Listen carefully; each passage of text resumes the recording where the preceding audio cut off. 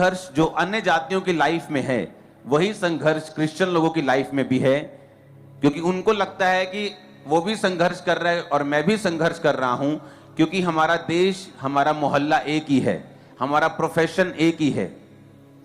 क्योंकि देश की इकोनॉमी खराब है, फलाने देश की आज मंदी चल रही है, अमेरिका में मंदी चल रही है, तो इस अमेरिका में मंदी चल रही है क्योंकि मेरे देश में मंदी चल रही है, इसलिए मेरे सामने वाले बंदे का भी वही प्रोफेशन है, वही बिजनेस है, मेरा भी वही है, हम दोनों में मंदी चल रही है।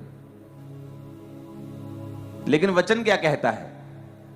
अगर आप बाइबल को ध्यान से पढ़े तो वचन कहता है कि जब अब्राहम के समय में मंदी पड़ी, इसहाक के समय में मंदी पड़ी, तो वचन कहता है अब्राहम और इसहाक 100 गुना फलों को लेके आए, वहां की सरकारों से भी अधिक वो अमीर हो गए और ब्लेस्ड हो गए, और उन फैमिन का, अकाल का और मंदी का उनके जीवन और उनके परिवार के ऊपर 1% भी फर्क नहीं था। रीजन क्या था? अगर आप इन व्यक्तियों को ध्यान से पढ़े तो रीजन ये था कि ये व्यक्ति परमेश्वर के वचन को अच्छी रीति के साथ जानते थे और समझते थे, और ये परमेश्वर के वचनों के साथ जुड़े हुए थे। हालेलुया।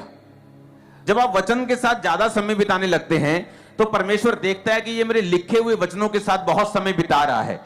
तो आप नोटिस करेंगे जो लोग बाइबल ज्यादा पढ़ते हैं उनको दर्शन भी ज्यादा आने शुरू होते हैं, सपने उनके चेंज होने शुरू जब आप बाइबल पढ़ने लगते हैं, क्योंकि लिखित वचन को पढ़ने से आपका जो आत्मिक एटमॉस्फेयर है आपकी लाइफ का, वो चेंज होना शुरू हो जाता है। आप अपनी सोल को फीड करना शुरू कर देते हैं। कई बार जब कुछ दिनों तक आप खाते नहीं, आपकी बॉडी में एक बेचैनी फील होती है, आपको कमजोरी फील होती है, क्योंकि आपने बहुत दिनों से खाया नहीं, या आपने मिस कर दिया, आप बिजी हो गए।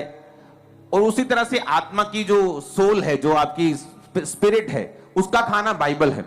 कई बार आप बिजी हो गए और आपने बाइबल पढ़नी बंद कर दी, आप देखेंगे कि आपकी आत्मा में, सोल में एक अजीब सी बेचैनी होती है। जब आपकी जो सोल है, आपकी स्पिरिट है, उसका खाना वचन है, प्रेयर नहीं है, फास्टिंग नहीं है, वचन उसका खाना है। जब आप वचन को नहीं खाते, उसको फीड नहीं करते, एक अजीब सी बेचैनी आपकी लाइफ में रहती है। दूसरा, आप प्रभु से डिस्कनेक्टेड रहते हैं।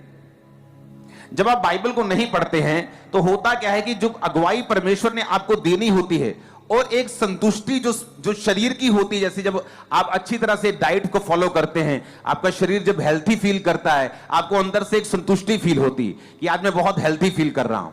उसी तरह से आपकी स्पिरिट जब हेल्थी फील करती है और संतुष्ट और कंटेंट फील करती है, फिर वो एक्यूरेट पोजीशन में होती है कि वो परमेश्वर की बात को सुन सके। और जब आप परमेश्वर की बात को सुन के चलते हैं, जो मसले आपके सामने ही होते हैं, कई बार सोल्यूशन आपके सामने होता है। वचन क्या कहता है? वचन कहता है कि जब अब्राहम ने हाजिरा को अपने आप वहां से निकाल दिया अपने घर से, सारा के कहने पर, तो सारा और उसका बेटा जब जा रहे थे, हाजिरा रोने लगी। हाजिरा और उसका बेटा जब जा रहे थे तो वो रोने लगी, और परमेश्वर ने, दूत ने प्रकट होकर उसके बोला कि परमेश्वर ने तेरे रोने रोने को नहीं परमेश्वर सुनता। इसलिए नहीं कि वो रो रही थी, प्रभु का दूत प्रकट हो गया, उसने कहा तेरे बेटे की प्रार्थना सुनी। बेटे को प्रार्थना करनी कहां से आती थी? क्योंकि वो अब्राहम के साथ रहता था। आप नोटिस करेंगे एक व्यक्ति जो इतना अच्छे कैरेक्टर का या